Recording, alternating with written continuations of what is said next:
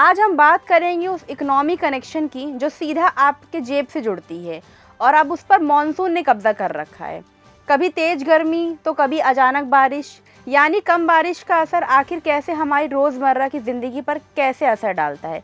जैसे दाल, तेल, सब्जियों की कीमतों से लेकर देश के विकास तक हर चीज़ पर असर डालता है। और क्यों अर्थशास्त्री इस बार के मॉनसून को लेकर चिंतित है। भारत में इस साल सामान्य से कम मॉनसून की आशंका ने कई चिंताएं खड़ी कर दी हैं। भारतीय मौसम विभाग यानी IMD ने मॉनसून का अनुमान घटकर दीर्घकालिक औसत यानी LPA के 90% तक कर दिया है। इसे पिछले कई वर्षों से सबसे कम मॉनसून में से एक माना जा रहा है। विशेषज्ञों का कहना है कि अगर बारिश सामान्य से कम रहती है या फिर उसका वितरण आसमान होता है तो इसका सीधा असर खेती किसानी पर पड़ेगा, और जब खेतों में उत्पादन घटेगा तो बाजार में कीमतें बढ़ना लगभग तय माना जाता है। यानी वही कहावत है कि खेत सूखा हो तो बाजार रूठा है, और यही चिंता इस समय सबसे ज़्यादा दिखाई दे रही है। कमज़ोर मानसून का सबसे बड़ा असर दालों, सोयाबीन और तिलहन जैसी फसलों पर पड़ सकता है। ये फसलें ऐसे इलाकों में उगाई जाती हैं जहां सिंचाई की सुविधाएं सीमित हैं और खेती काफ़ी हद तक बारिश पर निर्भर करती है।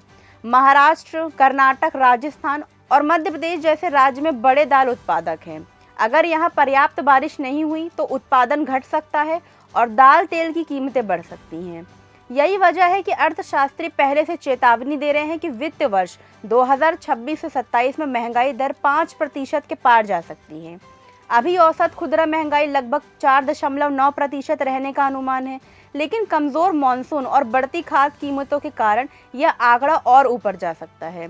कुछ विशेषज्ञ तो इसे RBI की ऊपर सीमा 6% के करीब पहुंचने की आशंका भी जता रहे हैं।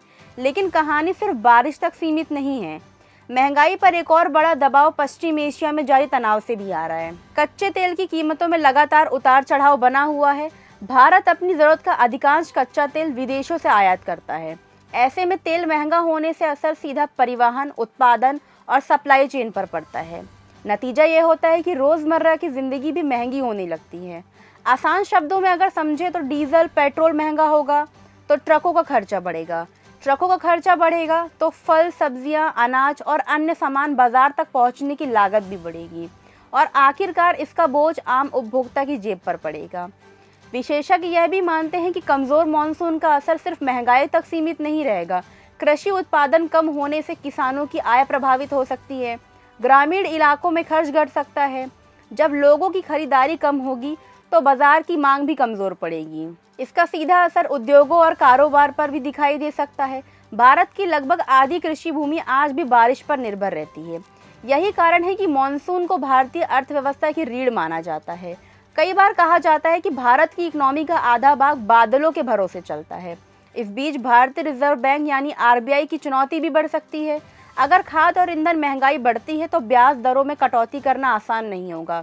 इससे लोन, निवेश और आर्थिक गतिविधियों पर भी असर पड़ सकता है।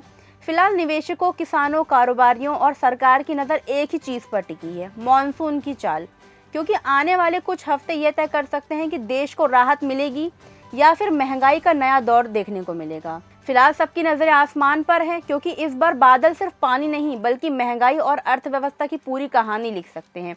आप क्या सोचते हैं, कम बारिश का सबसे बड़ा असर किस चीज़ पर पड़ेगा, महंगाई या किसानों की आय या देश की अर्थव्यवस्था पर? अपनी राय हमें कमेंट में ज़रूर बताइएगा। वीडियो अच्छा लगा हो तो लाइक कीजिए, शेयर कीजिए और कमेंट बॉक्स में हमें ज़रूर बताइए।